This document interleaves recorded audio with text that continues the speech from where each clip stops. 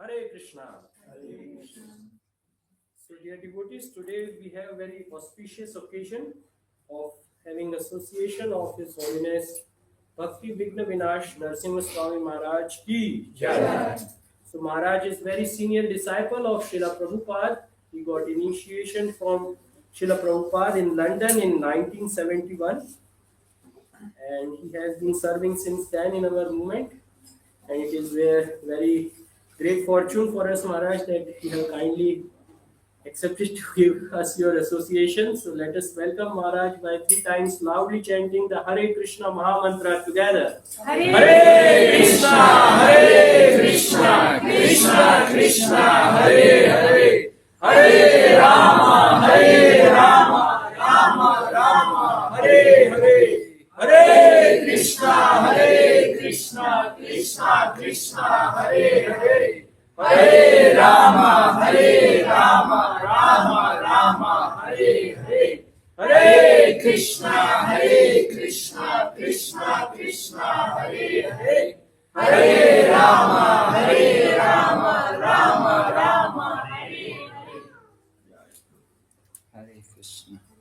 Om Namo Bhagavate Vasudevaya. Om Namo Bhagavate Vasudevaya. Om Namo Bhagavate Vasudevaya.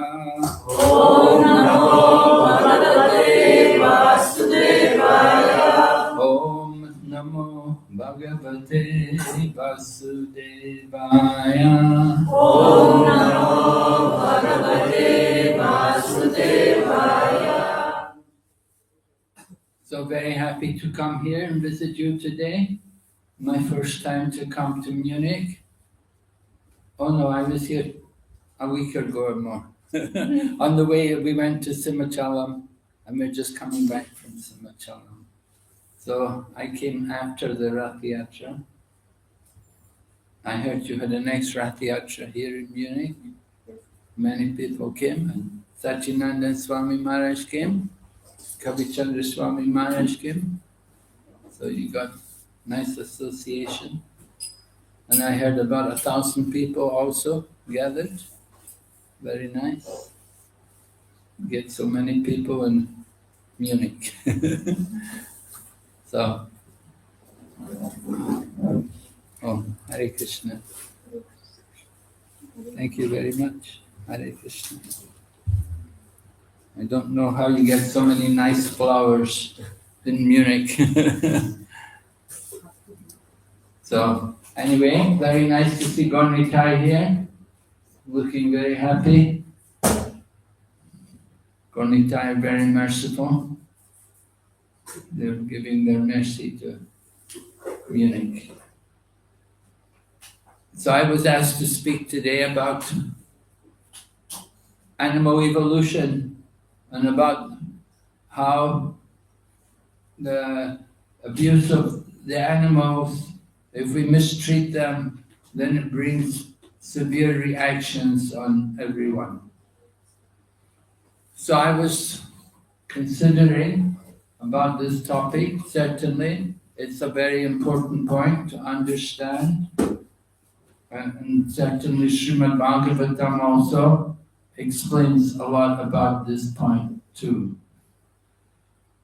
Animal evolution, we have to understand animal consciousness is not the highest consciousness, but animals are spirit souls.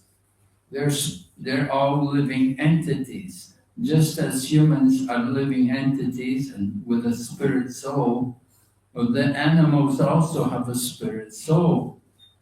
Not only the animals, but also the trees and the birds and the fish. All living entities are spiritual beings. They're all souls within different bodies. The body they're occupying is according to their past activities. We get the body according to our past activities. In the Christian Bible, they say like that. They say, as you sow, so shall you reap. So the body which we have now is due to our karma in the past. And in different ways, we're suffering and enjoying because of our past. And this is true also, not only in human form of life, but in the animals also. Of course, the animals, they're not getting karma, they're not getting more karma, they're suffering their karma from before. The animal body is a punishment. They're put into the animal body because of some things which they've done in the past. For example, some soul is in the body of a dog. So in the body of a dog, we have to understand that soul has misused their independence. Someone's in the body of a brahmana. Someone's in the body of a king. You can understand they're enjoying the results of their past activities. They must have done something good to deserve it. And when some soul is put into the body of a dog or a pig, we have to understand this is the results of their past activities. So we have to understand how all living entities are spiritual beings. Therefore, we have respect for all forms of life, and therefore we practice ahimsa. Ahimsa meaning non-violence, right? Of course, we're different from the Buddhists. The Buddhists, they also practice ahimsa, but they don't take it any higher than that. Ahimsa is not the highest principle of religion. It's a sub-religious principle. It's one of the items of a religious person. Someone who is a religious person will also be non-violent, and they won't like to do harm to other living entities. It's very important that we should learn to respect all forms of life. Of course, we don't go to extremes, just like there's people called Jains, and there is people called Swatamba Jains. Swatamba Jains, they practice non-violence to an extreme degree. The cloth they wear will be ahimsa silk. In other words, they will only take the cocoon from a silkworm which has died. They will not kill the silkworm. They will wait for the silkworm to die, and then they will take the cocoon, take out the silk from the cocoon. So the cloth they wear is ahimsa silk. And when they walk, they will sweep the road because there may be living entities on the pathway. So when they walk, they will sweep. And they also wear a mask. Just like during COVID time, when the COVID was up, we were all wearing masks. Many of us, even today, sometimes you will see people wearing a mask over the mouth because there are germs everywhere, and we don't want to do any violence even to germs, right? And then also water. Within water, there's so many different kinds of living entities, so they will filter the water very carefully. So in this way, they will practice non-violence. In Tibet, the Tibetan monks, when they're building something, they will break the earth and make sure there's no creatures living in the earth before they make the brick. They will not make the brick without making sure there's no insects within the brick. They don't want to do any harm to any living entity. Well, that's not the highest principle of religion, but it's certainly pious behavior. It's a good thing, nice to do like that. Some piety is there. We also practice ahimsa, non-violence. We respect all forms of life, but we don't go to the extreme degree which they would go to.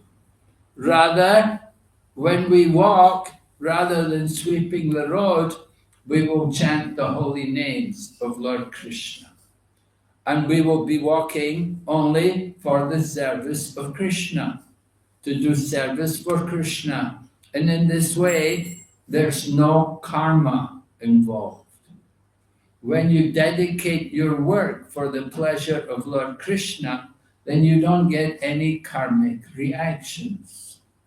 So that's one way to avoid the reactions which come from killing other living entities. We do need to learn to respect all forms of life. So, Lord Krishna, you can read in the Srimad Bhagavatam, Lord Krishna is, we say, Namo Brahmana Devaya Go Brahmana Hitaya Cha. Lord Krishna is very dear to the cows and the brahmanas.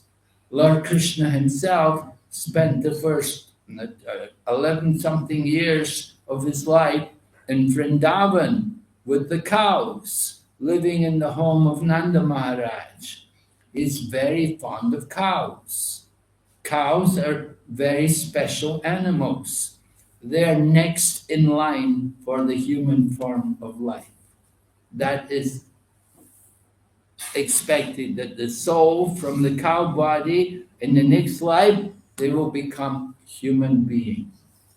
However, if people kill the cow, if they slaughter the cow, as people do sometimes, demoniac, barbaric people, they want to kill the cow because they want to eat the meat. So this is very sinful. To eat the flesh of the cow is very, very sinful. And when you kill the cow, it is like killing your own mother, because the cow is one of the mothers. And to kill the cow is you get severe reactions. It is said for every hair on the body of the cow, you have to take birth and be killed. It is so bad, so sad. So we have to learn how to respect the cows, because the cow provides important foodstuff for human beings.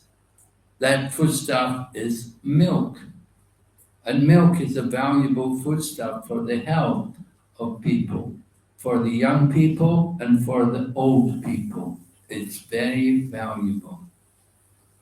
Unfortunately, today there's a modern group we call vegan, and people who are vegan, they don't want to take any animal products, and they won't take any milk products.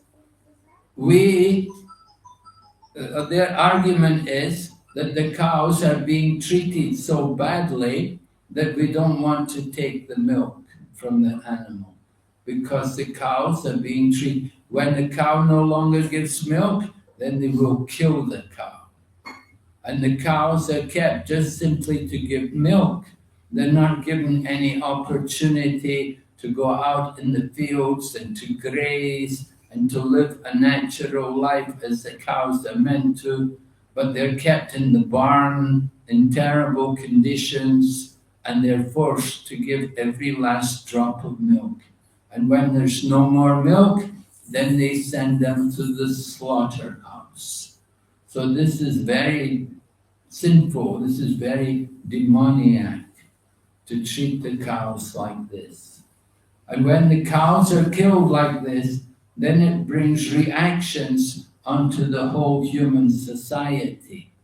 The reaction is that you get things like wars, you get disasters, different natural disasters take place, not by chance, but these are reactions due to the sins which are being performed. We actually saw that some years ago now.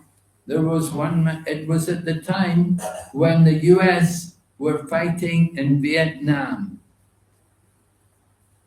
I remember as a young student, I was at the university studying in those days, and USA was at war with Vietnam.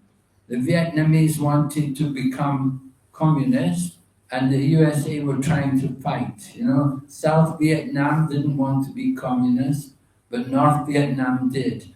And there was a war, a great war, and America sent a lot of soldiers there. There was a lot of fighting and killing, a lot of damage. Anyway, at that time, the president of the USA, it was a man called Johnson, and he was a cattle rancher. And he had a farm, big farm, with many cows, which were all for slaughter. They were all beef cows. So every day he was sending cows to be slaughtered. And every day, because he was killing the cows, every day his soldiers were being killed in Vietnam. It was a reaction for his own sinful activities. We get the reactions. You cannot escape the law of material nature. One living entity is food for another. But we have to know what is our proper food. You see, now as human beings, we're not meant to eat things like animal flesh. And you can understand this very clearly when you study the anatomy of the human body. Different things in the body all indicate how we are meant to be vegetarian, or we use the word herbivorous, not carnivorous. Carnivorous means meat eater, but herbivorous means we eat herbs and leaves and things like that. So we're meant to be vegetarian. If you look, for example, the design of our teeth, we don't have sharp teeth like the tiger and the dog, which are more carnivorous animals. They're fond of flesh and meat and blood, right? Tigers, they like human blood. Some people also like blood. They like the taste of blood. Srila Prabhupada said, you like the taste of blood? You should drink milk. Milk is the natural way to taste the blood of the cow. But if you eat the meat, that is the sinful way to taste the blood of the cow. You can drink milk, that is allowed. But eating the flesh and taste the blood there, that is sinful, and that brings reactions. So our teeth they're not meant for tearing, they're meant for chewing. We have molars, we have teeth there which are meant for grinding and chewing our food. That's the proper way. But the animals which are meat eaters, they tear the meat and swallow it. They have sharp teeth meant for tearing the flesh. So the teeth are there, and then the intestines, the structure of of the intestines. In the human body, our intestinal tract is very long. That the food has to go through a long channel. It takes some time for the food to go through the channel within our stomach. But the flesh-eating animals, like the dog and the tiger and so on, they have a very short tract. They will eat the meat and quickly they will evacuate the meat after they've eaten it. Quickly they can pass it through their bodies. When the human being eats the meat, the meat gets caught going through the different intestines, the turns which are there within the intestinal tract. And that often leads to cancer and different stomach problems because we've eaten non-vegetarian food stuff and it gets stuck in our intestines. And when it gets stuck in the intestine, it causes disease. And that brings about suffering for the living entity. Yeah, because we want to eat meat, you have to suffer. You get reactions for this. So the intestines are like that. They're meant for vegetation. When you eat vegetables and fruits and grains, these things, they can go easily through the stomach and we can evacuate them without much difficulty, and they don't give disease. But when you eat the meat, then you take a big risk, and many people, they get disease. Another factor which indicates that we should be vegetarian is the level of acids which are in our body. That the meat-eating animals, they have a high level of acidity in their stomach, so that when they eat the meat, they can digest it, they can dissolve it. But the human being, they don't have such a high level of acidity. So when they eat meat, then the meat will not digest properly, and they get more risk, more disease. So you can see that so many different factors are there indicating why we should be vegetarian, why we should respect other forms of life. If we kill the animals, then they have to take birth again as an animal to come back to continue their time in the animal body. So this is very wrong on our part, that we're stopping their evolution to a higher species of life by killing them, because we just want to enjoy the taste.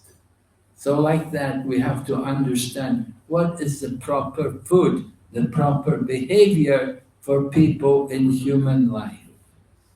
Actually, we're not just meant to be vegetarian. Vegetarians, they also get karma because they're killing the plants. So they're also getting some reactions. But devotees, we take food which is karma-free. Although we're vegetarian, we offer the food to Lord Krishna. Lord Krishna has said in the Bhagavad Gita, Patram pushpam phalam toyam yome bhaktya prayachati tadaham bhakti uparitam ashnami prayatatmanaha. Lord Krishna is saying, if someone offers me with love and devotion a leaf, a flower, fruit, or some water, if they offer it with love and devotion, then I will accept it. So in this way, whatever the devotee eats, we will first of all offer it. We will make an offering to the Lord. That is called yajna, right? Sacrifice. We are all meant to do some sacrifice. This is a sacrifice. We offer the food in sacrifice. And then we take the remnants from the sacrifice. The remnants from the sacrifice are what is generally known as prasadam. Right? Prasadam means mercy, the mercy of the Lord. So we all like to get mercy. People say, give me mercy. So the mercy is there in the form of prasadam, the food offered to the Lord. In the Bhagavad Gita, Lord Krishna also said, Yagna Shistaya Tashanto Muchyanti Sarva Kalpasha. That the devotees are released from all sin because they take food which is offered first in sacrifice. So we offer the food to Krishna. It is not a difficult thing to do. You prepare the food and then offer it. How do we offer it? By prayer, by reciting prayers to the Lord. We request Him to please eat. And the Lord, if He's pleased with our devotion, He will accept, He will eat. And then He will also give us the remnants. We can eat the remnants of His foodstuff and enjoy the prasadam. So in this way, a devotee has no sinful reactions. He does not suffer because he's offering everything to the Lord. Certainly, we cannot offer meat or fish or eggs. The Lord is a vegetarian. He does not eat meat, fish, or eggs. And neither does He eat things like onions and garlic. Of course, people will say, well, that's also vegetarian. But onion and garlic, they are very rajasic. They have a very high rajasic content. It increases the lust and the passion. It does not purify, but it increases our own lust and attachment. So onion and garlic, they're aphrodisiac. They increase the passion in the body. We're already passionate, but that when you eat onion and garlic, you have more passion. So onion and garlic, it said garlic grew out of the dead cow. So it came out from the body of the dead cow. So you can understand it is not a pure food. And certainly in the times of Lord Krishna, nobody was eating onion and garlic. In the Buddhist tradition also, they will not eat onion and garlic. And even there are some airline pilots. It is said the airline pilot is not allowed to eat these things because they're so rajasic. They stimulate the desire that they make it difficult for the pilots to judge, that their judgment is influenced due to the passionate nature of the food. And they make it difficult for the pilot to maneuver the airplane. So they won't eat these foods during flying.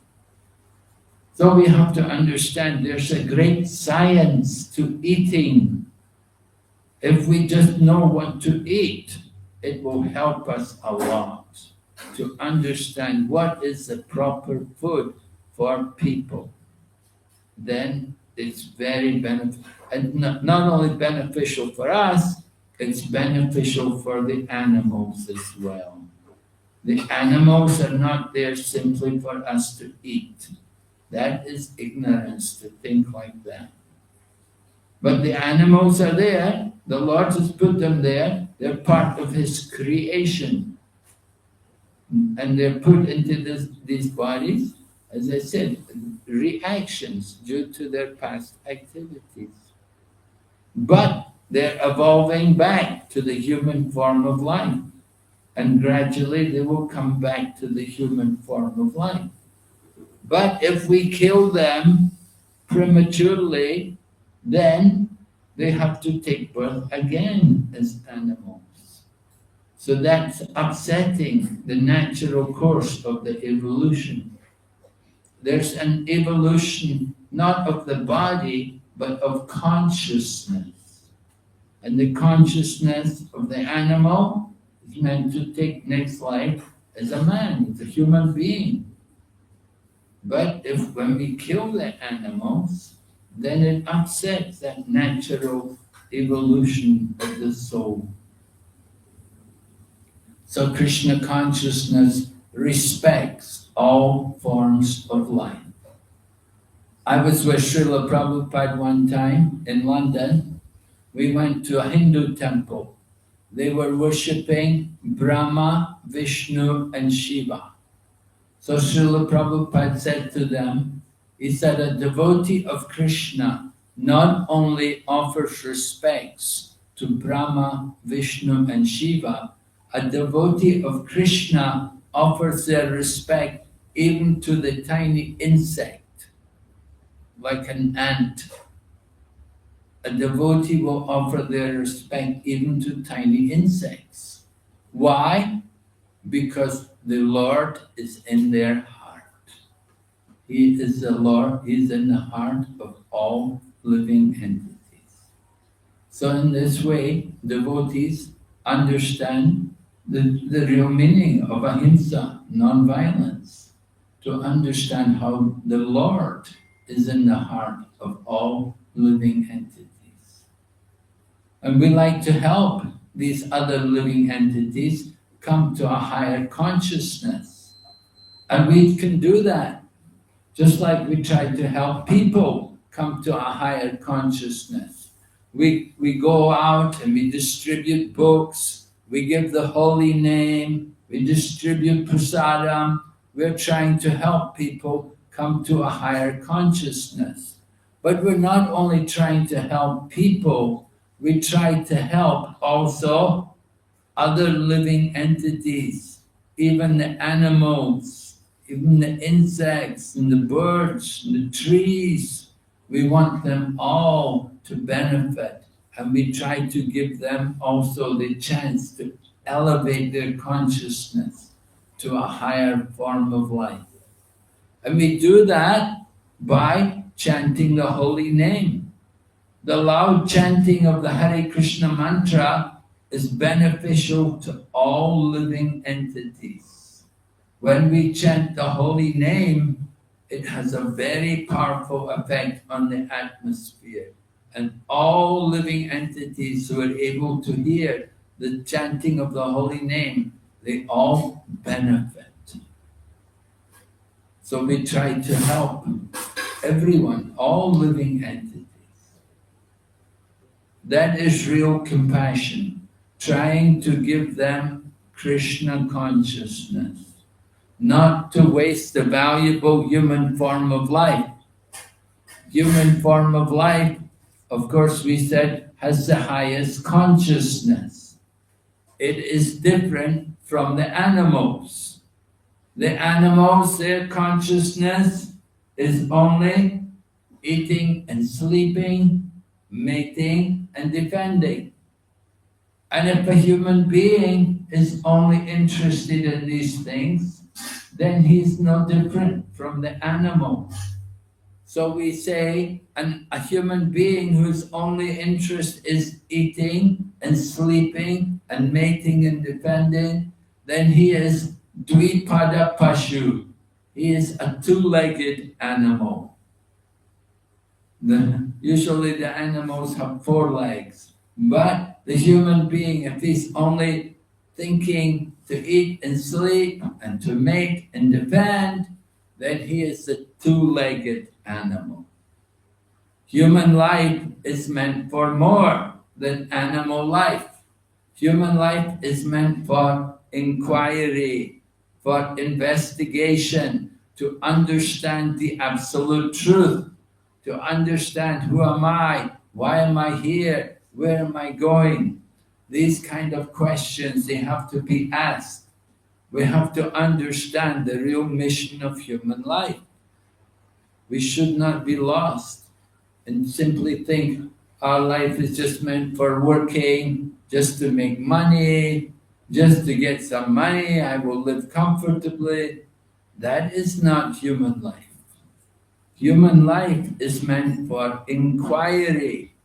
We have to try to understand, who am I? Why am I here? Where am I going? Why am I suffering? I want to be happy, but I'm suffering. Why? We want to ask these kinds of questions. We want to understand more about the nature of our existence and the value of the human form of life. So it's very important for us to inquire and to understand these things. So Lord Krishna is helping all of us by coming to this world and speaking the Bhagavad Gita. He is instructing all of us in the laws of the material world, the laws of nature. Just like we know, one who has taken birth, they will have to die in course of time. We cannot avoid it. Death is certain. So we have to understand that while we are alive, we have to make the best use of this human life. We should not waste our valuable time just simply thinking about sense gratification or planning for the pleasure of the body. We know this body is temporary, it's not going to last forever. We should not waste our time just planning for the enjoyment of the body, but we should think about the soul. Try to understand the real self, the soul within the body, and think how to elevate that soul to the highest consciousness. We want to go beyond birth and death. That is real human life. And that is real thoughtfulness when we think about going beyond birth and death. So the animals, they don't have that opportunity. In the animal body, they can only eat, sleep, mate, and defend. But human beings are different. Human beings are meant for thoughtfulness. And that thoughtfulness begins when we start to inquire, who am I? Why am I here? Where am I going? That is the real thoughtfulness.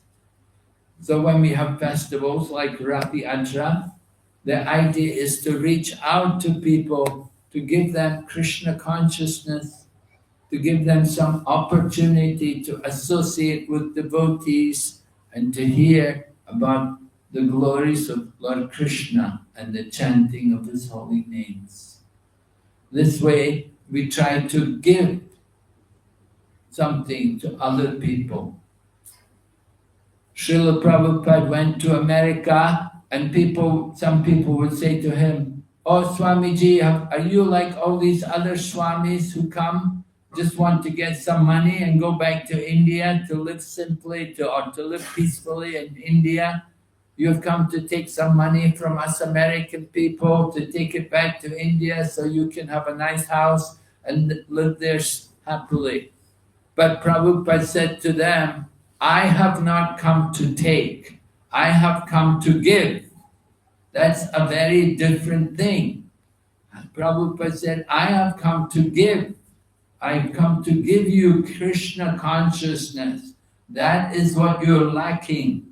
And you have to hear my message. Try to understand this mission and try to make the proper use of the human life. Don't waste this opportunity for human life, this valuable opportunity to understand more about our true self and to go beyond birth and death." So Krishna consciousness is something very special. Some animals also become Krishna conscious, just like Hanuman. He's a bear, he's a great devotee. He has the mood to do service, and he did a lot of service for Lord Ramachandra. And then Garuda also is a bird, and Garuda also does a lot of service. Garuda is a carrier for Lord Vishnu. So although he's in the animal body, the bird body, he's doing a lot of service. So the body is not so important. What is important is the mood. What mood do you have? Are you willing to be the servant? Are you ready to serve? That is required.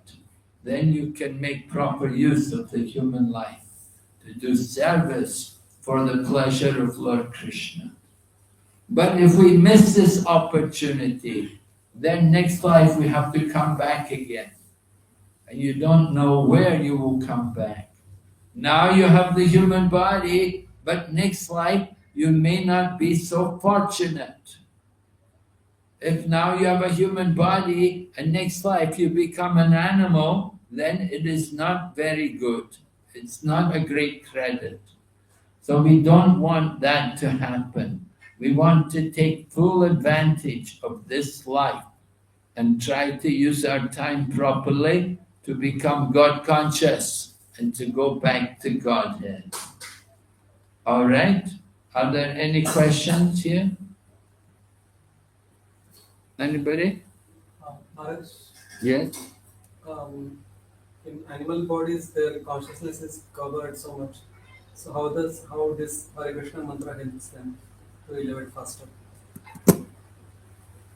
Yes, the Hare Krishna mantra helps even the animals when they hear the holy name, because the holy name of Krishna is not different from Lord Krishna himself.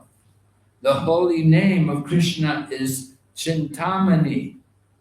It is stated in the Shastra, Nam Chintamani Krishna, Chaitanya Rasa Vigraha. That the holy name of Krishna is Chintamani, and it is not different from Lord Krishna. Krishna and his name are the same. Now, we don't have that experience in the material world. You know, we have a name, but you say, well, I'm different from my name, you know. But Lord Krishna, his name and he himself are not different. And when you chant the holy name, Lord Krishna is present there in the name. And when the animals hear the holy name of Lord Krishna, then they benefit because they're associating with Krishna. And Krishna is the Supreme Lord. So if the animals are associating with him, then they're blessed.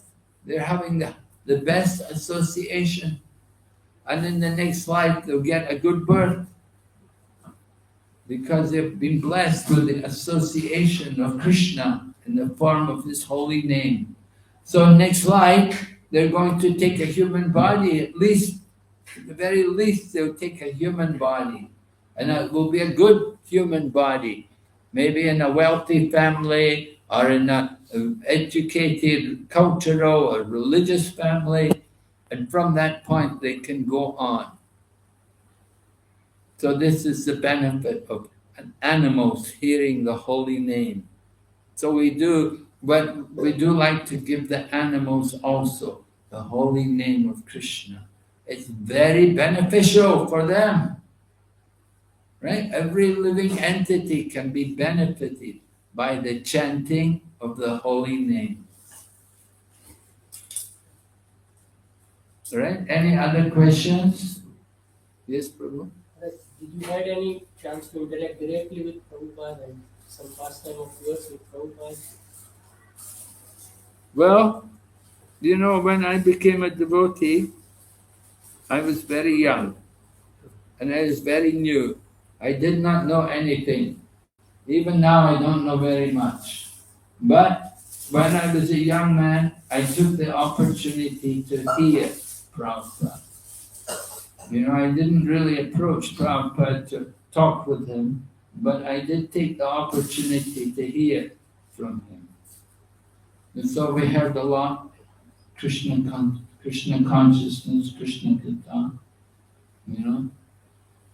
Prabhupada taught us the importance of chanting the Hare Krishna mantra. He taught us when we do kirtan, he said you have to play mridanga also. Madanga and kartals. He said, must always be there when you're doing kirtan for the pleasure of the Lord.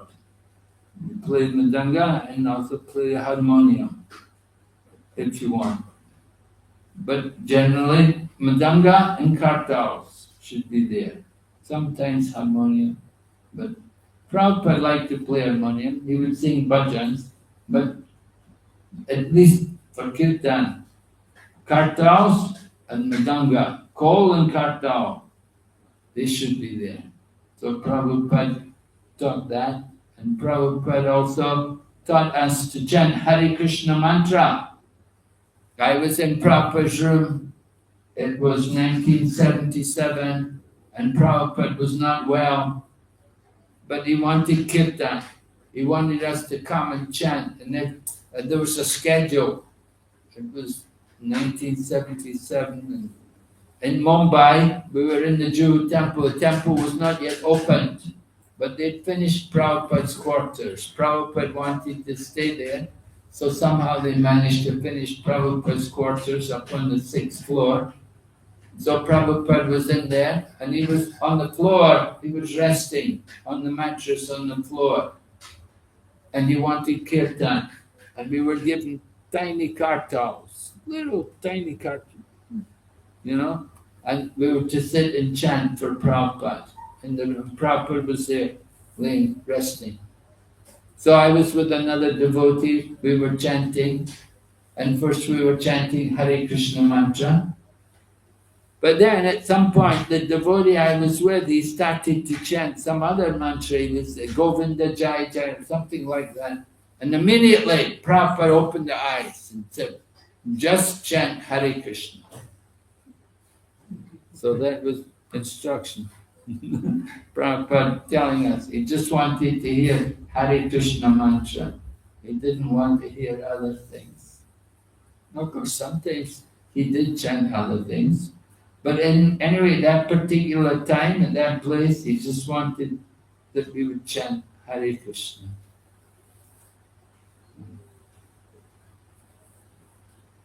So like that, Prabhupada taught us these different things. He taught us also, when we get money, you got to put it in the bank. Before you spend it, whatever donations you get, then you have to put it in the bank. So he wanted to see the accounts. In London, you know, I was doing the treasury. He wanted to see the accounts. And he said, we're a registered society. He said, everything must be done properly. You have to keep accounts. Whatever donations you've got, you show it in the book. And then you put it in the bank. And first you put it in the bank, and then you can take it out of the bank. So like that, Prabhupada, he was training us how he wanted everything done properly, carefully, you know, didn't want any corruption, anything like that, you know, everything had to be done very nicely, because he wanted our society to be registered. And we had to, in order to be registered, you have to give accounts every year. And so accounts had to be kept, and the accountant will come, and they'll get audit and everything. All these things had to be done. So Prabhupada was very particular about these things. Prabhupada was very particular about prasadam. He wanted to know what prasadam, especially when we are distributing prasadam at a program. He would want to see the prasadam. Bring me a plate of prasadam. I want to see what you're distributing. And he would taste everything. And he would let you know if it's not good. He'd tell us, why like this, you say? So he was very careful about everything. And about the deities also, he was very concerned. He would come and see the deities every day. I was in New York one time, and he liked very much the deities there. He said deities dressed very nicely. And then also in London, one time, Calcutta. Calcutta, we had the deities, Radha Govinda, along with Lord Chaitanya, and Prabhupada saw the deities. He said, oh, very nice, and then dressed very nicely. It's very good. But other times he'd say, why like this? Flowers are not fresh. Why you got this? What is this? Why you couldn't get fresh flowers for Krishna? He would complain. You wanted everything had to be very nice. Arti paraphernalia had to be all polished. Everything had to be very clean. Like that, Prabhupada was very careful, very particular about everything. Okay? Yes, Prabhu? Maharaj, my question is, what should be the mood of our prayers to Lord Vishnudev? So how we know God loves prayers from the devotees. So which type of prayers, how we can please Lord Vishnudev? If you please tell us something. How to please Lord Nrsingadev, and what should be our mood in worshipping Lord Nrsingadev? What should be the mood of our prayers? Well, like Prahlad Maharaj, we should follow the mood of Prahlad Maharaj. What was Prahlad's prayer? Prahlad's prayer was, when Lord Nrsingadev wanted to give Prahlad a benediction, Prahlad said, I am not a businessman. He said, I'm not serving you just to get something. That was Prahlad's mood. He said, I am not in business. I don't want to take anything. But Lord Nrsingadev insisted you should ask something. So then Prahlad said, then please don't let my father go to hell. That my father has been fighting with you and he may try to kill you. So I'm worried my father may have gone to hell now. But Lord Nrsingadev told Prahlad that no, your father hasn't gone to hell because you're a devotee, Prahlad. So because you're a devotee, so all you and your forefathers are all delivered from birth and death. So that because Prahlad had the right mood, he didn't want to take anything from the Lord. He just wanted to give. He was ready to give his own self. He was ready to fight for the pleasure of the Lord. So Prahlad is a great example. We should follow the mood of Prahlad Maharaj. That is the proper mood in worshipping Lord Nrsingadev. And Prahlad Maharaj is worshipping Lord Nrsingadev today. You can go to, there's a region in Jambudweep, and Prahlad Maharaj is there, and he worships Lord Nrsingadev there. And they chant that mantra, Om Namo Bhagavate Narasimhaya Namaste Tejase Abir Baba Braja Naka Braja Damsha Karma Shraya Randaya Tamo Krisa Om Swaha Abhayam Atmani Bhavishtam Om Shrom. Like that. I offer my respectful obeisances to the Supreme Personality of Godhead, Lord Nrsingadev, who possesses nails and teeth like thunderbolts. And then Prahlad says, oh, kindly vanquish our demonic-like desires for fruitive activity. Please appear in our heart and drive away our ignorance so that we might become fearless in our struggle for existence in the material world. So that should be the prayer. That should be the mood. Like Prahlad. Okay? Any other? Yes, Prabhu? The animals that are killed for non-Krishna conscious reasons, do they take birth in the same animal species of life or different animal species of life? Yes, the animals which are killed are not able to finish their time in that animal, but they'll come back again, and they may come back in the same species. And how do you understand humans killing so many species and extincting them? That's the case, then no species should go extinct, right? Which one? For example, dodo has been extincted. So if animals are killed to extinction. How is that possible? Animals are killed to extinction.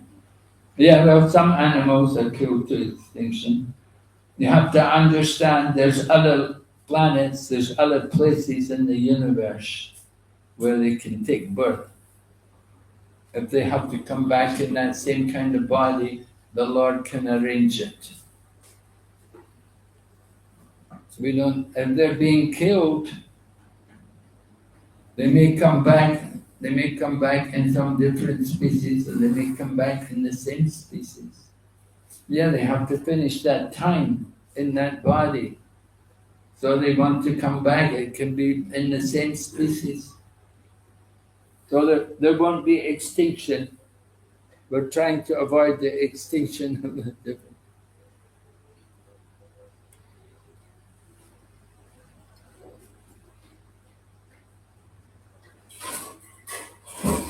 Yeah, we cannot understand fully everything about how the Lord arranges for the creation and for the transmigration of the different living entities, how they're moving in different species of life. But whatever information we're given, we know from the Vedas. 8,400,000 species of life. And the human species, only 400,000 for life. So human species is best because they have the highest consciousness. That consciousness is meant for inquiry, for investigation into the absolute truth. We're not meant for just like the other species of life, just for eating and sleeping. But we're meant for inquiry, to understand who am I, why am I here, like that. Yes? Maharaj, you mentioned about Prahlad Maharaj praying for Hiranyakashipu. So, specifically for people like Hiranyakashipu who give so much of trouble to devotees trying to even kill them, why do they deserve prayers that to save them from hell? Do they deserve a prayer? Somebody like Hiranyakashipu, Prahlad is praying for him not to go to hell. Does he deserve a prayer? Well, devotees are kind to everyone. We're kind to all living entities. We don't like anyone to go to hell. We want to see everyone liberated. We want to bring everyone back to Godhead. Devotees are full of compassion for the fallen conditioned souls. There was one devotee, Vasudev Datta. He was a great devotee of Lord Chaitanya Mahaprabhu. So he told Lord Chaitanya, let me take the sins of all the living entities and I will stay here and suffer. Let them all go back to Godhead. You see, somebody may be sinful, but we shouldn't want them to stay in hell. We should want to deliver them. We should want to bring them back to Godhead. We don't want to go back to Godhead ourselves. We want to send everyone else back to Godhead. That is the mood. When Lord Chaitanya heard Vasudev Datta say like that, Lord Chaitanya cried, and Lord Chaitanya prayed. He said, you must be like Prahlad Maharaj. He said, Prahlad Maharaj had that mood. Let others be liberated. I don't care about myself. I care about others. Let them be liberated. I'm not worried about my own birth and death. I can stay here but let all the other people be liberated. That is devotee, full of compassion for the fallen conditioned souls. If we say, oh, let them suffer, he's a rascal, a sinful rascal, there's no compassion. We have to be compassionate. We should be compassionate. We care about others. We don't want them to stay in hell. We don't want them to go to hell. We want to deliver them. They're all parts and parcels of Lord Krishna. Lord Krishna is the seed-giving father of everyone. So they're all Krishna's parts and parcels. We want to take them back to Godhead or send them back to God to be with Krishna. And that is how you please Krishna. When you care about others, you don't just care about yourself, but you think about others, how to liberate others from birth and death. That is very nice. Okay? Any other questions? Yes? Is the difference between thinking, chanting, or singing the Maha Mantra? Yeah, what? Is the difference between if I just sing it, if I'm Is there a difference between thinking and singing and chanting? No, no difference. It's all, but there's quality. There is quality in thinking and singing and chanting. We explain there's different qualities in these things. Some people may be chanting, but not with much attention and not with much feeling or devotion. But other people are chanting with great love and feeling. So there's quality in these. Just like thinking to think the holy name in your mind, that is very difficult because the mind is very restless. How long can you control the mind? The mind is going to wander, it's going to go here and there. Very difficult to fix the mind on the holy name. So we're encouraged to hear the holy name, to chant aloud and hear it. When you chant loudly, you can hear nicely. And it's more powerful when you chant loudly. So, yeah, there's quality. There are stages in chant. There is nam aparad, means offensive chanting. And then there's intermediate, what is called nama bas, a shadow of the pure name. And then there is Shuddhanam, the pure name. So 3 different stages in chanting. And similarly, it's like that, you could say with hearing and thinking, there's stages. How much you can focus the mind. What is your motive in chanting and thinking the holy name? What are you trying to do? Are you trying to get something from Krishna? Did you want something? Or are you just taking pleasure in the holy name? Do you want to give Krishna pleasure? See, when we chant loudly, then it's beneficial to others. Other people hear you, they also benefit. When you chant in the mind, that's only for you. Nobody will hear you what's in your mind. You may be chanting in your mind, it's good for you, but not for anybody else, because nobody else knows what you're thinking in your mind. But when you chant aloud, then other people hear, so they benefit by hearing the holy name. So, is it, somebody, they can take care of themselves, and somebody else he can take care of 100 people. Who is better? One who's just taking care of himself, or the one who's taking care of 100 people?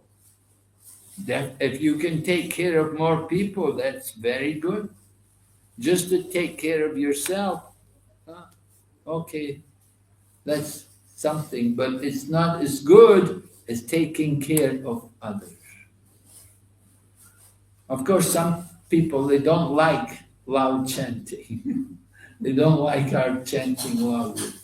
But it's very good, very powerful, a lot of benefit. Okay? Any other questions? Yes, Prabhu? Yes, Maharaj. He's only very good teacher, Maharaj. Why do you meet with him last? Who? Teacher Maharaj. You know. Oh, Bhakti Charu Maharaj. Why do you meet with him last in and which country? When did I meet him last? Well, maybe I met him last in Mayapur. Why because? Well, during the COVID. Right? Maharaj was, what happened, Maharaj was in India and he was in Ujjain. You know Ujjain, he built the temple there at Ujjain. You've been there? So he built the temple at Ujjain, and from Ujjain he went to Nasik. He had some disciples there in Nasik. He went to Nasik by car, and he spent a night there in Nasik with the devotees there. And then from Nasik, then he went to Mumbai, and then he went to airport and took a flight to America. And he got to America. Of course, it was during the COVID time. And he got to America and he had fever. So doctor examined him. Doctor told him, you've got COVID. You have to go to hospital. You have to go into hospital. Go into, be in isolation, be in ICU or something. So he was there and he was put in ICU. He was in the hospital, in the ICU. And he had COVID. So, yeah, he passed away like that, in that situation. He had gone to America, he had some project there in the USA, he was doing some preaching work there, and he had gone there to take care of it. But he got infected and was not able to recover. It was a great loss for our movement. He was a very nice, wonderful devotee, and he was doing very valuable service. Actually, we were very lucky that when he passed away in the USA. So usually at that time, people who had COVID, their bodies were all cremated. You know, they weren't allowed to go anywhere. But because Bhakti Charuswami was such a famous person, the devotees in Calcutta, they went to the chief minister. At that time, the chief minister of Bengal was Mamata Banerjee. And Mamata Banerjee heard about Bhakti Charuswami and she knew him. And she knew he's a very great devotee. And she said, yes, we have to get his body back. And so she contacted the American authorities and she arranged that the body be shipped back. And it was brought back to India, it was brought to Mayapur, and he was put in Samadhi in Mayapur. So it was very, very fortunate that we could get his body back, and he could be in Samadhi there in Mayapur. We have a nice Samadhi built there in Mayapur. Anyway, Bhakti Swami, he's gone on to serve Srila Prabhupada some other place. He was very, very devoted to Srila Prabhupada, and certainly he's gone on to serve Srila Prabhupada in some other place. We don't need to have any doubt about that he's continuing his service with Srila Prabhupada. Okay? Now with the condition of His Holiness Jayapataka Maharaj. Well, Srila Jayapataka Swami Maharaj, he's surviving. His health is recovering again. Oh, really? Yeah. He's doing quite well. He's in the hospital in Delhi. Oh no, he's in Bangalore. Yeah, he's in Bangalore. Yeah, he was in America. He got sick there. He was very serious there for a while there in America.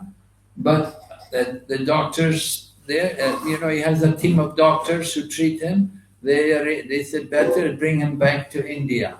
So they arranged a special, flight, and they brought him back he's there in Bangalore now. And he's recovering. And he's quite active again. So very fortunate. He has a great determination to stay and fight for Srila Prabhupada. Yes, Prabhu?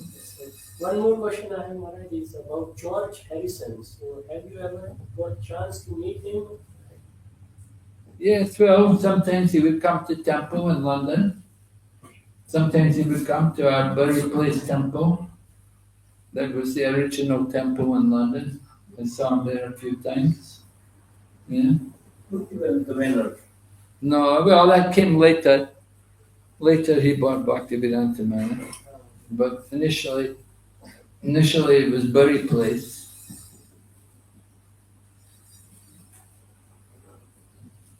And also, Tamal Krishna Maharaj, have you ever got chance to meet him? Yeah, I took sannyas from Tamal Krishna Goswami. So I was working with Tamal Krishna Goswami in his mission 20 or more years. Based in Hong Kong, Taiwan, mainland China, these places. So Tamal Krishna Maharaj, he's also gone on to serve Srila Prabhupada.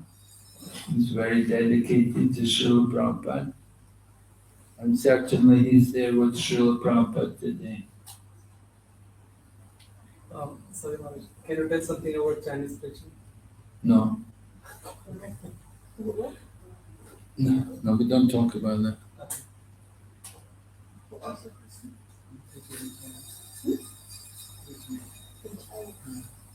But there are many Chinese people here in Germany. You can try to preach to them.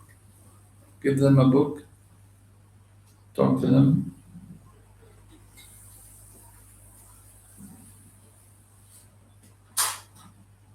We don't make a distinction. One person and another, one nationality and another, one color of skin and another.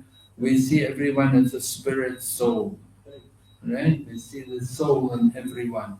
And we think how to make them Krishna conscious. So it's the same program for everyone. We have to hear about Krishna and we have to chant the holy name. So the same program everywhere. Chanting and hearing, distribute prasadam, let everybody awaken their dormant Krishna consciousness.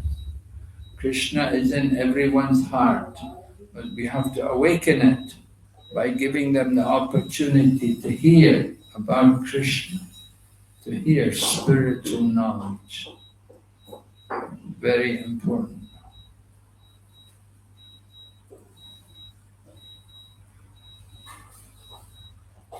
We are seeing many devotees from Russia and Ukraine.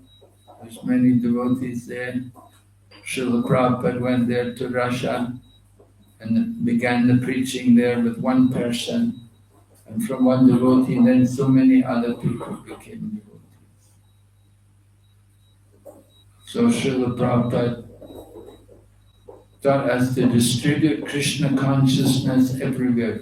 Mahaprabhu had said, Prativati Achiya Nagar Adigram. Sarvatra Prachar Haibe Moranam. Right? Every town and village. We should go every town and village and there will be the chanting of the holy name there.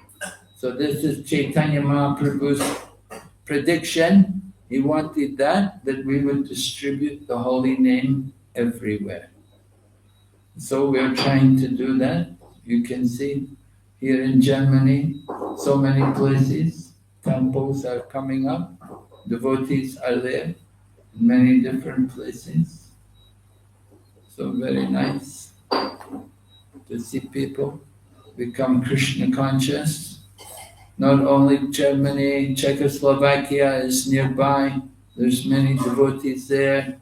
Italy is nearby, there's devotees there. Austria, Switzerland, everywhere you can go, Krishna consciousness is there. Some places more and some places less. But we're trying to distribute the holy name and to give people a chance to hear about Krishna. By distributing Srila Prabhupada's books, it's very powerful. if they get one of Prabhupada's books, it can change someone's life. So we try to distribute books everywhere, and we try to put on festivals and give people an opportunity to contact Krishna consciousness. So we just had Rath Yatra, and in another month it will be Janmashtami. So you have to plan, it's another opportunity for reaching out to people, giving people a chance to contact Krishna and to awaken their Krishna consciousness.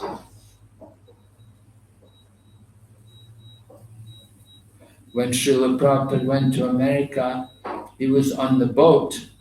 And when he was on the boat, one day was Janmashtami, and Prabhupada was on the boat. So Prabhupada cooked some special food, and he made some sweet, and he distributed it to everybody on the ship.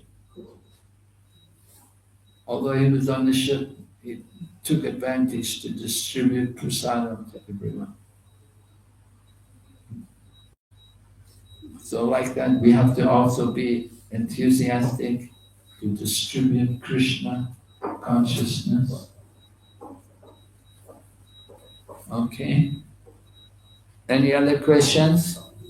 Yes, Prabhu? Yes, so you mentioned that giving books will change a person's life. So yesterday I had an experience where, yeah, like it's especially happens with Indian devotees. So they have the books, they have all the books, but they have also other books. So they get confused and they are not like reading or finished reading a book, like for example from Prabhupada. So they just argue on a superficial level without reading the books, but they have the books. So neither more books cannot be given to them, nor they are like reading the books which they already have. So in those cases, what we can do or what should be our move? Well, you've done your duty. You've distributed the books to them. The rest is really up to them, how much they want Krishna consciousness. But you've done your duty, you've given them the books. Now it's up to them to read the books and understand themselves what is the real process, what is the most important process. You cannot just spend all your time just thinking, oh, this person, this person. You have to give more books out to more people and find out who is actually interested to read Prabhupada's books. Other people get the book, they don't take it seriously. They read other books, they read so many other books, and they don't know which one's the real thing. So they're not so fortunate. But the fortunate souls, they get Prabhupada's books, they'll become devotees, they'll want Krishna consciousness. Before I became a devotee, I also read a lot of books. But when I got Prabhupada's book, I could understand this was something very special. This was real. The other books, you don't know what they're talking about, and they didn't make much sense. But when I read Prabhupada's book, it was very clear. The message was very clear and meaningful. So I was convinced just hearing Prabhupada's book. And I had to go to temple and meet devotees. So if these people are serious, they will read Prabhupada's books, they can be convinced. Anyway, you've done your duty, you've given them the books, it's up to them. And, you can encourage them.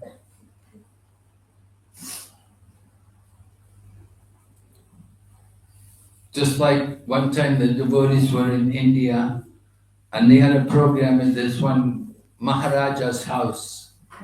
Where was it? Somewhere in Rajasthan, anyway, somewhere. And so Prabhupada said to the devotee, he said, ask him to buy a set of my books. So the devotee stood up and he made a talk about Prabhupada's books, and he asked the Maharaja to get a set of Prabhupada's books. And the king said, "Oh no, I've got so many books, I don't want any more books." So devotee was disappointed, and he asked Prabhupada, he said, "Did I say something wrong, Prabhupada?" And Prabhupada said to him, he said, "No," he said, "you did a nice presentation." He said, "One who knows the value of my books, they will purchase." So the same way, one who knows the value of Prabhupada's books, they will read it and they'll practice. They won't just, "Oh, it's just another book." They'll see the difference between Prabhupada's books and these other books. So we have to appreciate there's a big difference. Prabhupada's books, they're very special, very powerful. And these other books, they just confuse you. Okay? Alright, Hare Krishna, thank you very much. Srila Prabhupada ki, Gaur Bhakta Vrinda ki.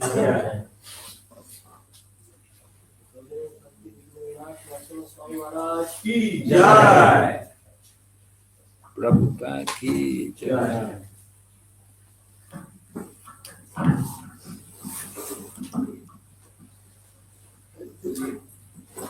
Two by two.